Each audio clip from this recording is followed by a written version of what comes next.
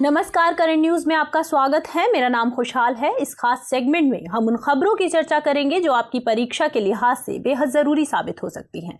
बीते सप्ताह की वो बड़ी खबरें जिनके इर्द गिर्द आपकी परीक्षा के सवाल बनाए जा सकते हैं। सबसे पहले हेडलाइंस पर डालते हैं नजर। सुप्रीम कोर्ट ने नेशनल मेडिकल कमीशन विनियमन कानून को रखा बरकरार। विदेशी संस्थानों से मेडिकल की पढ़ाई कर भारत में प्रैक्टिस करने से जुड़े हैं कानून। सुप्रीम कोर्ट में दी गई थी इन कानूनों को चुनौती। National data governance framework policy draft हुआ जारी। डेटा संग्रह के आधुनिकीकरण और स्टार्टअप इकोसिस्टम को बढ़ावा देना है मकसद। नॉन पर्सनल डेटा शेयरिंग पर भी है पॉलिसी का फोकस। मशहूर पेंटिंग कलमकारी पर छाए संकट के बादल। पेंटिंग में इस्तेमाल होने वाले काले गुड़ की आपूर्ति में आई कमी। सरकार ने कई व्यापारियों को भेजा जेल। National facility for gene function in health and disease का पुणे में उद्घाटन। भारत में एनिमल मॉडल तैयार करना है मकसद। मेडिसिन क्षेत्र के लिए नई जानकारियां जुटाने में भी मिलेगी मदद। और वनवासियों के अधिकारों के लिए हरकत में आई छत्तीसगढ़ सरकार। आदिवासी समूह के कम्युनिटी फॉरेस्ट रिसोर्स अधिकारों की हुई पहचान। ऐसा करने वाला छत्तीसगढ़ बना दूसरा राज्य।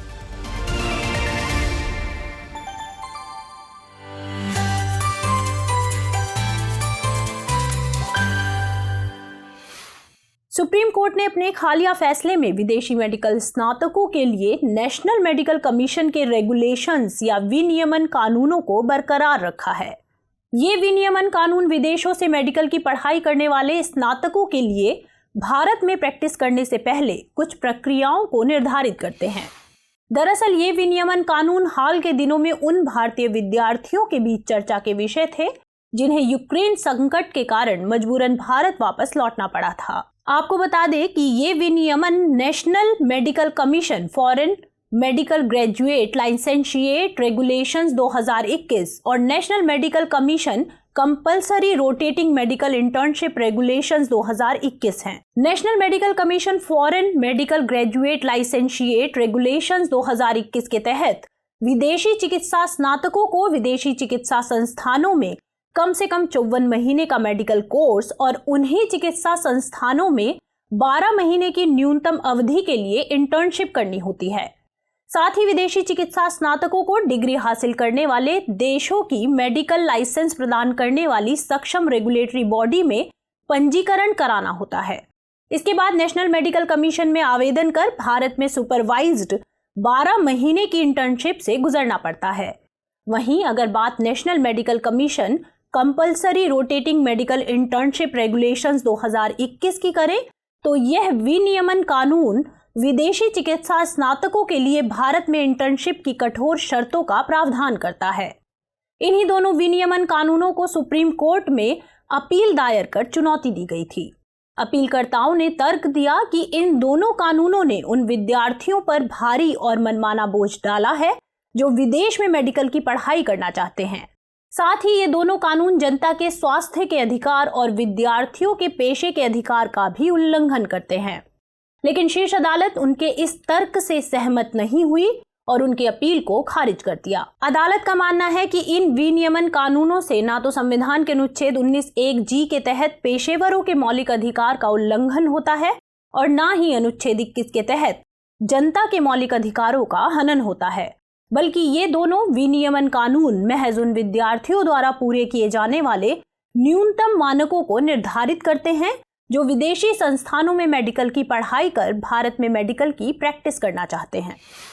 इलेक्ट्रॉनिक्स और सूचना प्रौद्योगिकी मंत्रालय ने डेटा साझाकरण से जुड़ी एक नई ड्राफ्ट पॉलिसी जारी की है। इसका नाम national data governance framework policy है। गौरतलब है कि यह नीति समाप्त हो चुकी डेटा एक्सेसिबिलिटी पॉलिसी का स्थान लेगी। इस नीति का मकसद पारदर्शी शासन के लिए सरकार के डेटा संग्रह का आधुनिकीकरण करना, आर्टिफिशियल इंटेलिजेंस एवं डेटा आधारित अनुसंधान और स्टार्टअप पारिस्थितिकी तंत्र को बढ़ावा देना है। साथ ही निजी कंपनियों को नॉन पर्सनल डेटा शेयर करने के लिए प्रोत्साहित करना है, जिससे प्राप्त डेटा का प्रयोग स्टार्टअप और शोध में किया जा सके। दरअसल इस ड्राफ्ट में पूरा focus non personal data sharing पर है, जिसके लिए इंडिया डेटा सेट नामक कार्यक्रम को बनाने का प्रावधान है। इसमें केंद्र सरकार के संस्थानों के नॉन पर्सनल और अज्ञात डेटा सेट को शामिल किया जाएगा। इन संस्थानों ने भारतीय नागरिकों या भारत में रहने वाले लोगों से एकत्रित किया है। साथ ही निजी कंपनियों द्वारा एकत्रित डेटा को साझा करने के लिए प्रोत्साहित करने से संबंधित प्रावधान भी किए गए हैं। गौरतलब है कि गैर व्यक्तिगत डेटा का वह समूह है जिसमें व्यक्तिगत जानकारी शामिल नहीं होती है, अर्थात इस तरह के डेटा के प्रयोग द्वारा किसी भी व्यक्ति की पहचान नहीं की जा सकती है। बता दें कि गैर व्यक्तिगत डेटा के प्रयोग से जुड़े प्रस्ताव को सबसे पहले इन्फोसिस के सह संस्थापक क्रिस गोपाल कृष्णन समिति द्वारा प्रस्तुत किया गया था। ड्राफ्ट पॉलिसी में भारत डेटा प्रबंधन कार्यालय की स्थापना का भी प्रावधान शामिल है, जो इंडिया डेटा सेट्स प्लेटफॉर्म के डिजाइन और प्रबंधन के लिए जिम्मेदार होगा। साथ ही भारत डेटा प्रबंधन कार्यालय सरकारी और निजी संस्थाओं के लिए नियमों और मानकों के निर्धारण का भी कार्य करेगा, जिसमें सूचना गोपनीयता को बनाए रखने से जुड़े प्रावधान शामिल हैं। ड्राफ्ट के मुताबिक सुरक्षा और विश्वास को मद्देनजर रखते हुए किसी भी संस्था द्वारा कोई भी गैर व्यक्तिगत डेटा को केवल भारत डेटा प्रबंधन कार्यालय द्वारा नामित और अधिकृत प्लेटफॉर्म्स के माध्यम से साझा किया जाएगा। इलेक्ट्रॉनिक्स और सूचना प्रौद्योगिकी मंत्रालय ने UIDAI यानी भारतीय विशिष्ट पहचान प्राधिकरण द्वारा हाल ही में जारी एक एडवाइजरी को वापस लिया है। यह एडवाइजरी बीते सप्ताह बेंगलुरु स्थित UIDAI के क्षेत्रीय कार्यालय द्वारा जारी की गई थी। इस एडवाइजरी में आधार कार्ड के दुरुपयोग की संभावना को लेकर होटल, सिनेमा हॉल जैसी संस्थाओं के साथ इसकी फोटोकॉपी साझा नहीं करने की बात कही गई थी। दरअसल इस एडवाइजरी में कहा गया था कि केवल वे ही संस्थान किसी व्यक्ति के पहचान के लिए आधार का उपयोग कर सकते हैं जिन्होंने UIDAI से यूजर लाइसेंस प्राप्त किया है, लेकिन बिना लाइसेंस वाली निजी संस्थाओं को आधार कार्ड की फोटोकॉपी एकत्रित करने या रखने की अनुमति नहीं है, क्योंकि यह आधार अधिनियम 2016 के तहत एक अपराध है। इस एडवाइजरी में यह भी कहा गया था कि यदि कोई निजी संस्था आधार कार्ड की मांग करती है तो सबसे पहले यह सत्यापित करे कि उसके पास UIDAI का वैध यूजर लाइसेंस है या नहीं। साथ ही इस एडवाइजरी में लोगों से मास्क्ड आधार कार्ड, जिसमें आधार संख्या के केवल अंतिम 4 अंक दिखाई पड़ते हैं, का उपयोग करने की बात भी कही गई थी। लेकिन अब इलेक्ट्रॉनिक्स एवं सूचना प्रौद्योगिकी मंत्रालय ने इस एडवाइजरी की गलत व्याख्या की संभावना को देखते हुए इसे तत्काल प्रभाव से वापस ले लिया है। मंत्रालय ने आधार कार्ड धारकों को सलाह दी है कि वे अपने आधार नंबर का उपयोग और आधार कार्ड को साझा करते समय सावधानी बरतें और सामान्य विवेक का प्रयोग करें। इसके अलावा मंत्रालय ने यह भी कहा कि आधार आइडेंटिटी ऑथेंटिकेशन इकोसिस्टम में आधार कार्ड धारकों की पहचान और गोपनीयता की सुरक्षा हेतु पर्याप्त व्यवस्थाएं की गई हैं। आपको याद दिला दें कि वर्ष 2018 में सुप्रीम कोर्ट ने आधार अधिनियम की धारा 57 को असंवैधानिक मानकर रद्द कर दिया था, क्योंकि यह धारा निजी संस्थाओं को नागरिकों के आधार विवरण एकत्रित करने की अनुमति प्रदान करती थी। हालांकि इस जजमेंट के कुछ महीने बाद आधार और अन्य कानून संशोधन अध्यादेश 2019 लाया गया। इसमें सरकारी और निजी बैंकों द्वारा दूरसंचार ऑपरेटर्स को आइडेंटिटी प्रूफ के रूप में आधार डिटेल एकत्रित करने की अनुमति प्रदान की गई। आंध्र प्रदेश की मशहूर पेंटिंग कलमकारी वर्तमान में अपने अस्तित्व को बचाने के लिए संघर्ष कर रही है। काले गुड़ की पूर्ति में आने वाली कमी को इसकी वजह बताई जा रही है। इससे आंध्र प्रदेश के पेड़ाना और मछलीपट्टनम शहर के सबसे ज्यादा प्रभावित होने की संभावना है। गौरतलब है कि बीते मई में पेड़ाना और मछलीपट्टनम के व्यापारियों ने कानूनी पेचीदगियों के चलते काले गुड़ का व्यापार न करने का फैसला लिया था। असल में आंध्र प्रदेश में काले गुड़ का उपयोग लोगों द्वारा शराब बनाने में किया जाता है। इसके चलते सरकार कई व्यापारियों पर कार्रवाई कर उन्हें जेल भेज चुकी है। लिहाजा व्यापारियों ने फैसला किया है कि वे गुड़ का व्यापार नहीं करेंगे। गौरतलब है कि काले गुड़ का उपयोग आंध्र प्रदेश में कलमकारी पेंटिंग में उपयोग होने वाले काले रंग को बनाने में भी किया जाता है। साथ ही अन्य रंगों को बनाने में भी इस काले रंग का उपयोग मुख्य अवयव के रूप में किया जाता है। काले रंग को बनाने में लगभग 21 दिन का समय लगता है। इस प्रक्रिया में खारे पानी में काले गुड़ को मिलाकर फर्मेंटेशन कराया जाता है।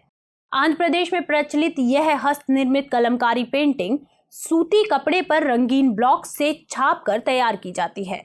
हालांकि अब इस प्राकृतिक रंग की जगह रासायनिक रंगों का भी उपयोग होने लगा है। इससे इस पेंटिंग की लोकप्रियता में कमी देखने को मिली है। लेकिन कृष्णा जिले के पेड़ाना और मछलीपट्टनम के लोग आज भी प्राकृतिक रंगों का ही उपयोग करते हैं, जिससे यह कला आज तक जीवित है। केरल के त्रिशूर में वेस्ट नाइल वायरस के कारण हाल ही में हुई एक व्यक्ति की मौत के बाद राज्य का स्वास्थ्य विभाग अलर्ट पर है। इससे पहले वर्ष 2019 में भी इसी वायरस संक्रमण के चलते केरल के मलप्पुरम जिले में 6 साल के बच्चे की मृत्यु हो गई थी। हालांकि राज्य के भीतर वेस्ट नाइल वायरस की पहली बार पुष्टि अलापुझा जिले में वर्ष 2006 में हुई थी। वेस्ट नाइल वायरस एक मच्छर जनित सिंगल स्ट्रैंडेड आरएनए वायरस है। WHO के अनुसार यह वायरस फ्लेवीवायरस जीनस का सदस्य है और फ्लेविविरिडे परिवार के जापानी इंसेफेलाइटिस इंटीजेनिक कॉम्प्लेक्स से संबंधित है। क्यूलेक्स प्रजाति के मच्छर इस वायरस के संचरण के लिए प्रमुख वाहक के रूप में कार्य करते हैं। इनके द्वारा यह मनुष्य, जानवरों तथा पक्षियों के बीच फैलता है। आपकी जानकारी के लिए बता दें कि पक्षी ही इस वायरस के मेजबान के रूप में कार्य करती हैं, अर्थात यह वायरस इन पक्षियों में मौजूद होता है। असल में जब मच्छर इन वायरस संक्रमित पक्षियों का खून चूसते हैं तो ये मच्छर भी इस वायरस से संक्रमित हो जाते हैं। इसके चलते कुछ दिनों के लिए मच्छरों के रक्त में इस वायरस का सर्कुलेशन होता रहता है और यह वायरस अंततः मच्छरों की लार ग्रंथियों में चला जाता है। इसके बाद जब ये मच्छर मनुष्यों और जानवरों को काटते हैं तो वे भी इस वायरस से संक्रमित हो जाते हैं। मनुष्य और जानवरों के वायरस से संक्रमित होने के बाद यह वायरस उनके शरीर में मल्टीप्लाई या वृद्धि करता रहता है और इन्हें गंभीर रूप से बीमार कर देता है। इनके अलावा West Nile virus blood transfusion से संक्रमित मां से उसके बच्चे में या प्रयोगशालाओं में वायरस के संपर्क में आने से भी फैल सकता है। लेकिन ना तो यह वायरस संक्रमित मनुष्यों या जानवरों के संपर्क में आने से फैलता है और ना ही अभी तक इस वायरस का ह्यूमन टू ह्यूमन ट्रांसमिशन देखने को मिला है। गौरतलब है कि वेस्ट नाइल वायरस की पहचान पहली बार वर्ष 1937 में युगांडा के वेस्ट नाइल जिले में हुई थी। इसके बाद वर्ष 1953 में नील डेल्टा क्षेत्र में विभिन्न पक्षियों जैसे कौवों, कबूतरों में इस वायरस की पुष्टि की गई। वर्तमान में वेस्ट नाइल वायरस के मामले आमतौर पर अफ्रीका, यूरोप, मध्य पूर्व, उत्तरी अमेरिका और पश्चिम एशिया में देखने को मिलते हैं। हाल ही में केंद्रीय शिक्षा मंत्री श्री धर्मेंद्र प्रधान द्वारा national facility for gene function in health and disease का उद्घाटन किया गया। भारतीय विज्ञान शिक्षा और अनुसंधान संस्थान IISER पुणे द्वारा निर्मित और डिपार्टमेंट ऑफ बायोटेक्नोलॉजी द्वारा सहायता प्राप्त इस फैसिलिटी सेंटर की स्थापना IISER पुणे में ही की गई है। इस फैसिलिटी सेंटर में आणविक जीव विज्ञान प्रयोगशालाएं और एनिमल मॉडल बनाने के लिए माइक्रो इंजेक्शन सेटअप मौजूद है। साथ ही यहाँ पर शुक्राणु और भ्रूण के क्रायो प्रिजर्वेशन तथा इन विट्रो फर्टिलाइजेशन जैसी सुविधाएं भी उपलब्ध हैं। इस फैसिलिटी सेंटर का उपयोग IISER पुणे के 10 से अधिक अनुसंधान समूहों द्वारा किया जाएगा। इनके अलावा यह अन्य सरकारी संगठनों जैसे TIFR, आयुष मंत्रालय, सावित्रीबाई फुले पुणे विश्वविद्यालय और राष्ट्रीय रासायनिक प्रयोगशाला पुणे को भी अपनी सेवाएं प्रदान करेगा। बता दें कि national facility for gene function in health and disease रोगों के अध्ययन में महत्वपूर्ण भूमिका निभाएगा तथा हेल्थ एंड मेडिसिन क्षेत्र के लिए नई जानकारियां जुटाने में भी मदद करेगा। दरअसल इस फैसिलिटी सेंटर के निर्माण का मकसद भारत में एनिमल मॉडल तैयार करना है। इसके चलते कैंसर से लेकर मधुमेह जैसी कई बीमारियों का अध्ययन करने वाले शोधकर्ताओं को एनिमल मॉडल समय पर उपलब्ध हो सकेंगे और इन्हें विदेशों से आयात करने की आवश्यकता भी नहीं होगी। जब शोधकर्ता किसी मानव रोग के अध्ययन के लिए जानवर पर प्रयोग करते हैं तो ऐसे जानवर को एनिमल मॉडल कहते हैं। दरअसल मानव रोगों के अध्ययन में ज्यादातर एनिमल मॉडल का उपयोग इसलिए किया जाता है क्योंकि जानवरों की आनुवंशिक तथा शारीरिक संरचना सामान्यतः मनुष्य के समान होती है। वनवासियों के अधिकारों की रक्षा की दिशा में छत्तीसगढ़ सरकार ने एक बड़ा फैसला किया है। इसके तहत सरकार ने कांगेर घाटी राष्ट्रीय उद्यान में स्थित एक गांव में रहने वाले आदिवासी समूह के कम्युनिटी फॉरेस्ट रिसोर्स राइट्स की पहचान की है। गौरतलब है कि यह राष्ट्रीय उद्यान छत्तीसगढ़ राज्य के बस्तर जिले में है। किसी राष्ट्रीय उद्यान को कम्युनिटी फॉरेस्ट रिसोर्स का अधिकार देने वाला छत्तीसगढ़ ओडिशा के बाद देश का दूसरा राज्य है। असल में किसी समुदाय को कम्युनिटी फॉरेस्ट रिसोर्स अधिकार मिलने के बाद उस वन क्षेत्र के उपयोग से जुड़े नियम बनाने का अधिकार उस खास समुदाय को हासिल हो जाता है। इस प्रकार वनों के सतत विकास और जैव विविधता के संरक्षण में वनवासियों की भूमिका में वृद्धि होती है। सामुदायिक वन संसाधन क्षेत्र एक ऐसा क्षेत्र होता है जिसे किसी खास समुदाय द्वारा स्थायी उपयोग के लिए पारंपरिक रूप से संरक्षित किया गया हो, साथ ही समुदाय द्वारा इसका प्रयोग अपनी पारंपरिक एवं अन्य आवश्यकताओं को पूरा करने के लिए किया जाता हो। इसके तहत किसी भी प्रकार के वन क्षेत्र शामिल हो सकते हैं, जैसे आरक्षित वन, संरक्षित वन, अभयारण्य और राष्ट्रीय उद्यान आदि। बता दें कि सामुदायिक वन संसाधन क्षेत्र की एक अलग सीमा होती है जिसका निर्धारण स्वयं समुदाय और उसके पड़ोसी गांव द्वारा विशेष लैंडमार्क के साथ किया जाता है। इससे जुड़े कानूनों की बात करें तो अनुसूचित जनजाति और अन्य परंपरागत वन निवासी अधिनियम 2006 यानी वन अधिकार अधिनियम ग्राम सभाओं को पूरे समुदाय या गांव द्वारा उपयोग किए जाने वाले किसी भी वन संसाधन की रक्षा, पुनरुत्पादन या संरक्षण या प्रबंधन का अधिकार देता है। साथ ही यह अधिनियम समुदाय को वनों के उपयोग के लिए स्वयं या दूसरों के लिए नियम बनाने की अनुमति देता है।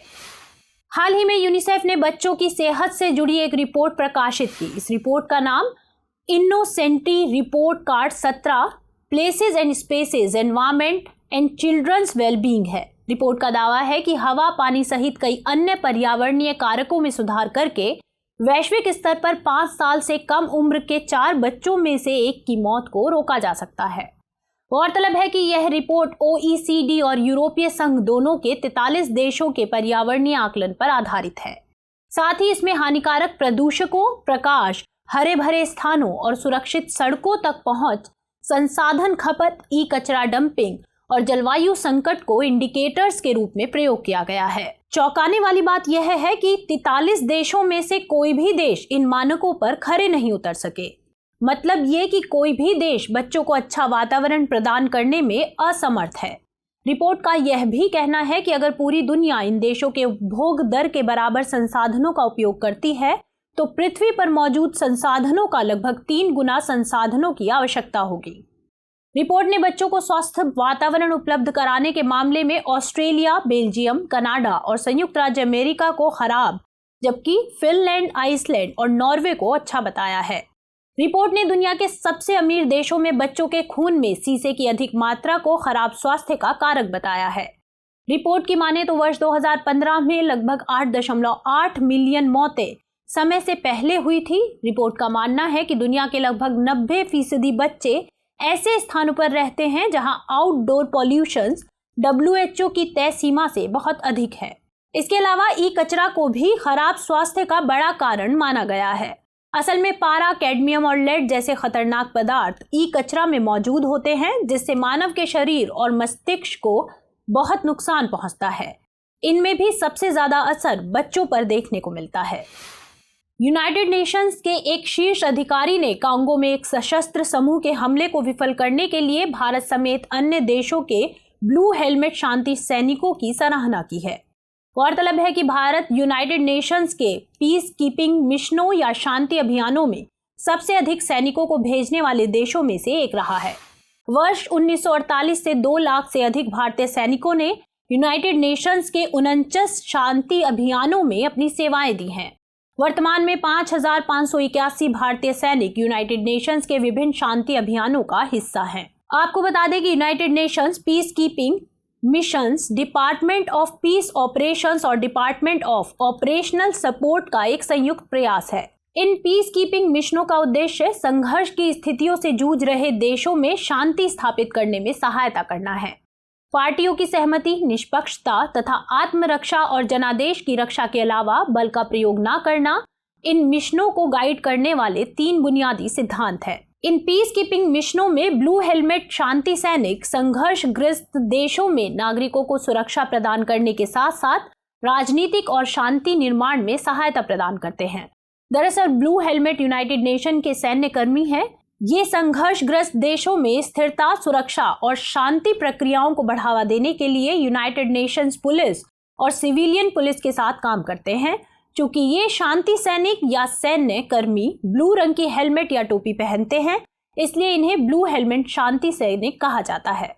ब्लू हेलमेट सैन्य कर्मी अपने अपने देशों की राष्ट्रीय सेनाओं के सदस्य होते हैं। यूनाइटेड नेशंस के सदस्य देशों के योग्य सैन्य अधिकारियों को United nation office of military affairs या ब्लू हेलमेट शांति सैनिकों के रूप में भर्ती किया जाता है। वर्तमान में सदस्य देशों के 70,000 से अधिक सैन्यकर्मी ब्लू हेलमेट सैनिकों के रूप में अपनी सेवाएं दे रहे हैं। आपको बता दें कि पहला United nation peace keeping mission वर्ष 1948 में आया था। इस मिशन के लिए यूनाइटेड नेशन सिक्योरिटी काउंसिल ने मिडिल ईस्ट में यूनाइटेड नेशन के सैन्य पर्यवेक्षकों की तैनाती को मंजूरी दी थी। इस पीस कीपिंग मिशन का मकसद इजराइल और उसके अरब पड़ोसियों के बीच युद्ध विराम समझौते की निगरानी करना था। हाल ही में सांख्यिकी और कार्यक्रम कार्यान्वयन मंत्रालय ने भारत की जीडीपी से जुड़े आंकड़ों को प्रकाशित किया है। इसके मुताबिक भारतीय इकोनॉमी ने तमाम रिसर्च एजेंसियों के अनुमान को गलत साबित करते हुए वित्त वर्ष 2021-22 में 8.7% के विकास का दर हासिल किया है। इस तरह भारत दुनिया में सबसे तेज गति से बढ़ने वाली इकोनॉमी बन गई है। हालांकि यह वृद्धि सरकार के बजट में अनुमानित लक्ष्य 8.9% से कम है। गौरतलब है कि यह वृद्धि वित्त वर्ष 2020-21 के दौरान जीडीपी के 6.6% रहने के बाद आई है, जब देश में कोरोना महामारी के कारण बड़े पैमाने पर तालाबंदी की गई थी। इसके अलावा इसी समयावधि में ग्रॉस वैल्यू एडेड में वृद्धि दर 8.1% रही, जबकि वित्त वर्ष 2021 में इसमें कमी देखने को मिली थी। आंकड़ों पर नजर डालें तो वित्त वर्ष 2021-22 की चौथी तिमाही अर्थात जनवरी से मार्च के बीच भी विकास दर 4.1% ही रही, जबकि इस दौरान ओमिक्रॉन और रूस यूक्रेन युद्ध के चलते विकास दर कम रहने का अनुमान लगाया गया था। हालांकि यह विकास दर तीसरी तिमाही के 5.4% से कम है। प्रकाशित रिपोर्ट में चौथी तिमाही में वृद्धि का कारण पूंजीगत खर्च एवं निर्यात में वृद्धि को बताया गया है। इसके अलावा सरकारी खातों के लिए अलग से जारी किए गए आंकड़ों से पता चलता है कि 2021-22 के लिए राजकोषीय घाटा जीडीपी का 6.7% रहा, जो वित्त मंत्रालय के इस वर्ष संशोधित बजट अनुमान 6.9% से कम था। अगर जीडीपी में विभिन्न सेक्टर्स के योगदान की बात करें तो कृषि क्षेत्र में लगातार वृद्धि देखने को मिली है, जबकि सेवा क्षेत्र के प्रदर्शन में मामूली कमी दर्ज की गई है।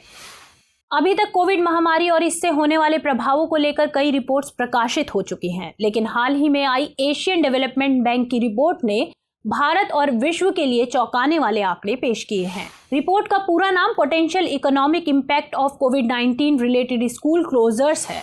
रिपोर्ट का कहना है कि महामारी के कारण दक्षिण एशिया में भारत की अर्थव्यवस्था को सबसे ज्यादा नुकसान होने की संभावना है। इसकी वजह महामारी के दौरान स्कूल बंद होने और कौशल विकास में आई कमी है। रिपोर्ट के मुताबिक भारत उन देशों में शामिल है जहां महामारी के दौरान स्कूल लंबे समय तक बंद रहे। इससे साल 2023 तक भारतीय अर्थव्यवस्था को लगभग $10 बिलियन, जबकि 2030 तक लगभग $99 बिलियन नुकसान की आशंका जताई गई है। आपको बता दें कि भारतीय अर्थव्यवस्था को होने वाले इस नुकसान से 2030 तक वैश्विक जीडीपी में 10% या लगभग $943 बिलियन के नुकसान की संभावना है।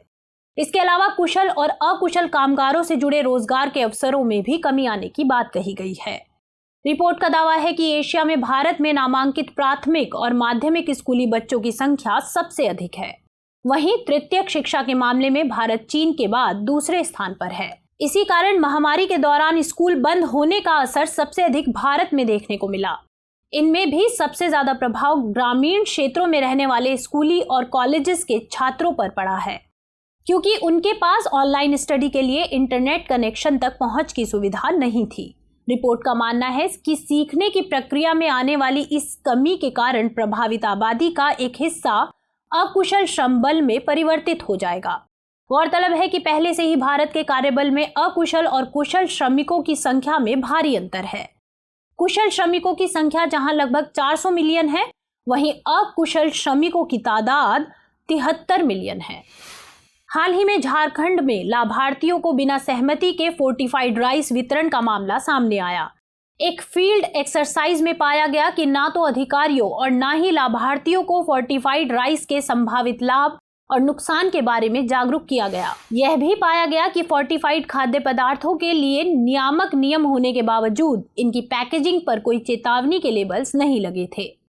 दरअसल झारखंड की अधिकांश जनजातीय आबादी सिकल सेल एनीमिया और थैलीसीमिया से पीड़ित है, जिसके चलते उनके शरीर में आयरन की अधिकता है। ऐसे में इन लोगों द्वारा आयरन फोर्टिफाइड राइस का सेवन इनकी इम्यूनिटी पावर को कम कर सकता है और इनके विभिन्न अंगों को भी प्रभावित कर सकता है। इन सभी बातों को मद्देनजर रखते हुए उपभोक्ता मामले, खाद्य और सार्वजनिक वितरण मंत्रालय ने फूड फोर्टिफिकेशन प्रक्रिया से जुड़े लोगों को खाद्य और सार्वजनिक वितरण विभाग द्वारा जारी SOPs या मानक संचालन प्रक्रियाओं का पालन करने का निर्देश दिया है। इन SOPs को राइस फोर्टिफिकेशन डिस्ट्रीब्यूशन स्कीम के बेहतर क्रियान्वयन और वांछित गुणवत्ता मानकों को बनाए रखने के लिए लाया गया है। इन SOPs में फोर्टिफाइड राइस के उत्पादन के दौरान कच्चे माल के मिश्रण, फोर्टिफाइड राइस उत्पादन और सुखाने की प्रक्रिया, फोर्टिफाइड राइस की खरीद बिक्री संबंधित निर्देश सूचीबद्ध किए गए हैं। साथ ही गुणवत्ता आश्वासन और पैकिंग के लिए मानदंड भी निर्धारित किए गए हैं। इन SOPs के तहत फोर्टिफाइड राइस निर्माताओं को खाद्य वर्गीकरण संहिता की 99.5 कैटेगरी के तहत फसाई लाइसेंस या पंजीकरण के लिए आवेदन करना होगा। साथ ही इन्हें national accreditation board for testing and calibration द्वारा मान्यता प्राप्त प्रयोगशाला से एक प्रमाण पत्र भी हासिल करना होगा। इस प्रमाण पत्र में राइस में सूक्ष्म पोषक तत्वों के स्तर, टेस्टिंग की विधि और अपेक्षित मानकों जैसी जानकारी का उल्लेख होना चाहिए। गौरतलब है कि फोर्टिफिकेशन की प्रक्रिया में राइस के पोषण मूल्य में सुधार करने के लिए मुख्य विटामिनों और खनिजों जैसे iron, iodine, zinc, vitamin A और डी को इसमें मिलाया जाता है। बता दें कि पिछले महीने केंद्र ने कुपोषण, एनीमिया और सूक्ष्म पोषक तत्वों की कमी को दूर करने के लिए विभिन्न सरकारी योजनाओं के तहत राइस के वितरण को मंजूरी दी थी।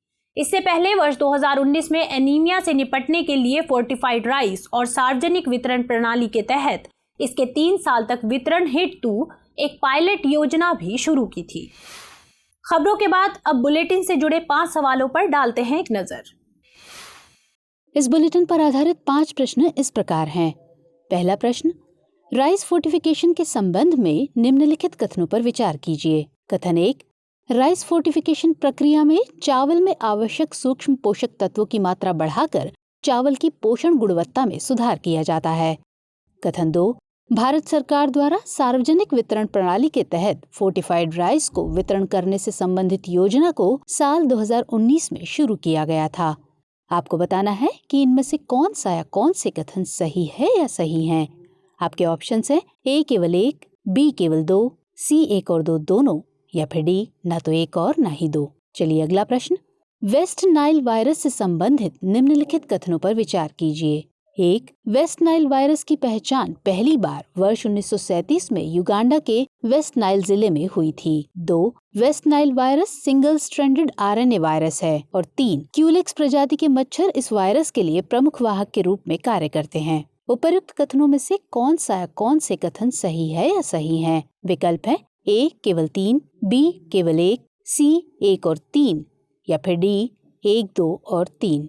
अगला प्रश्न, निम्नलिखित कथनों पर विचार कीजिए। कथन 1, कांगेर घाटी राष्ट्रीय उद्यान मध्य प्रदेश के महादेव पर्वत में स्थित है। कथन 2, कम्युनिटी फॉरेस्ट रिसोर्स अधिकार अनुसूचित जनजाति और अन्य परंपरागत वन निवासी अधिनियम 2006 के तहत प्रदान किया जाता है। उपर्युक्त कथनों में से कौन सा या कौन से कथन सही है या सही हैं? आपके ऑप्शंस हैं A केवल 1, B केवल 2, C 1 और 2 दोनों, या फिर D न तो 1 और न ही 2। अगला प्रश्न, national medical commission foreign medical graduate licentiate regulations 2021 से संबंधित निम्नलिखित कथनों पर विचार कीजिए। 1, इसके तहत विदेशी चिकित्सा स्नातकों को विदेशी चिकित्सा संस्थानों में कम से कम 54 महीने का मेडिकल कोर्स करना अनिवार्य है। 2, इसके अनुसार विदेश में मेडिकल की पढ़ाई करने वाले छात्रों को संबंधित चिकित्सा संस्थानों में 24 महीने की न्यूनतम अवधि के लिए इंटर्नशिप करनी होती है। उपर्युक्त कथनों में से कौन सा या कौन से कथन सही नहीं है या सही नहीं है? ऑप्शंस हैं A केवल 1, B केवल 2, C 1 और 2 दोनों, या फिर D न तो 1 और न ही 2। पांचवा और अंतिम प्रश्न, निम्नलिखित कथनों पर विचार कीजिए। कथन 1, मशहूर पेंटिंग कलमकारी का संबंध केवल आंध्र प्रदेश के पेडाना और मछलीपट्टनम शहर से है। कथन 2, इसमें मुख्यतः प्राकृतिक काले रंग का प्रयोग किया जाता है। और कथन 3, प्राकृतिक काले रंग को बनाने में काले गुड़ का प्रयोग किया जाता है। आपको बताना है कि इनमें से कौन सा या कौन से कथन सही नहीं है या सही नहीं है। आपके विकल्प हैं A 2 और 3, B केवल 3, C केवल 1, या फिर D उपर्युक्त में से कोई नहीं। तो फिलहाल इस बुलेटिन में इतना ही। खबरों को विस्तार से पढ़ने के लिए विजिट करें www.drishtiias.com पर। साथ ही दृष्टि IAS के हिंदी अंग्रेजी यूट्यूब चैनल और दृष्टि PCS यूट्यूब चैनल को लाइक, शेयर और सब्सक्राइब करना ना भूलें। लेकिन चलते चलते डालते हैं कुछ छोटी मगर जरूरी खबरों पर एक नजर।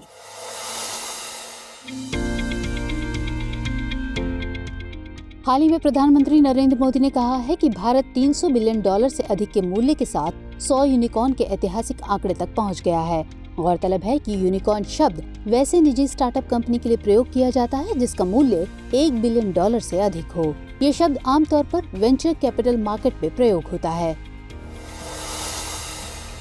प्रधानमंत्री नरेंद्र मोदी ने हाल ही में गांधीनगर में स्थित कलोल इफ्को प्लांट में नैनो तरल यूरिया संयंत्र का उद्घाटन किया।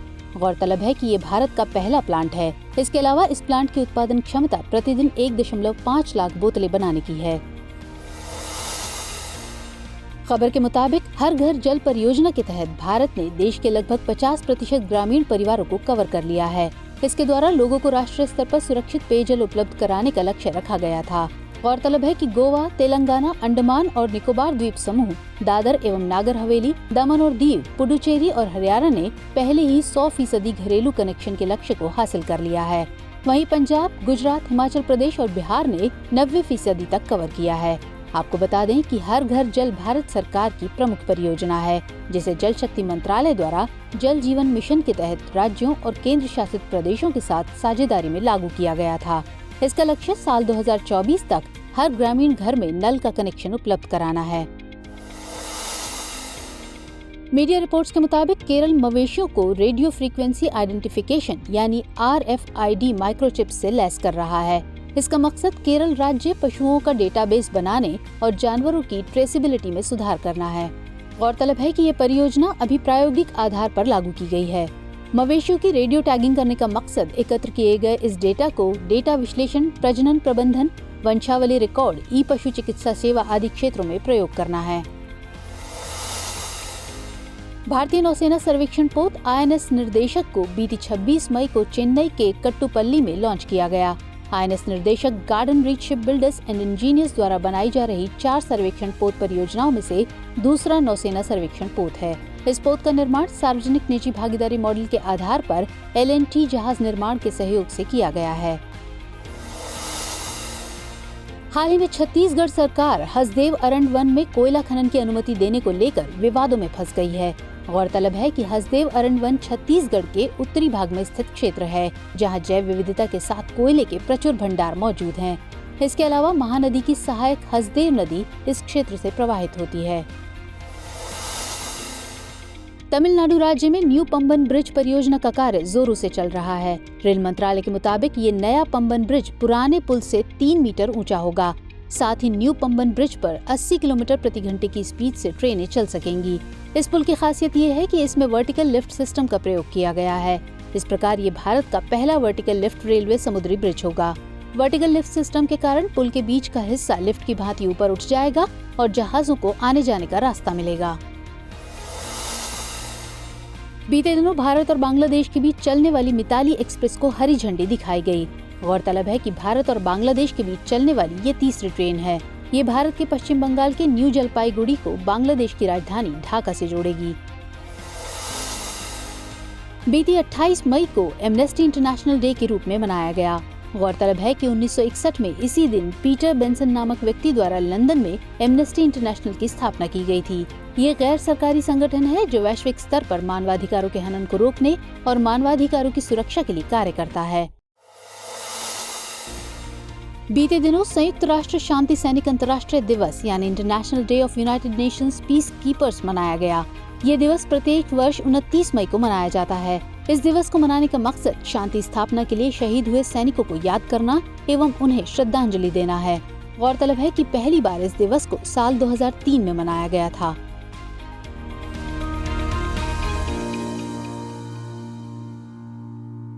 हमारी टीम कोशिश करती है कि आपको दी गई खबरों में एक भी गलती ना हो, लेकिन यदि किसी सोर्स या ह्यूमन एरर की वजह से ऐसी गलती हो जाती है तो इस वीडियो के कमेंट बॉक्स में उस गलती को सुधार कर पिन कर दिया जाता है और यह आपको कमेंट बॉक्स में सबसे ऊपर दिखाई देता है।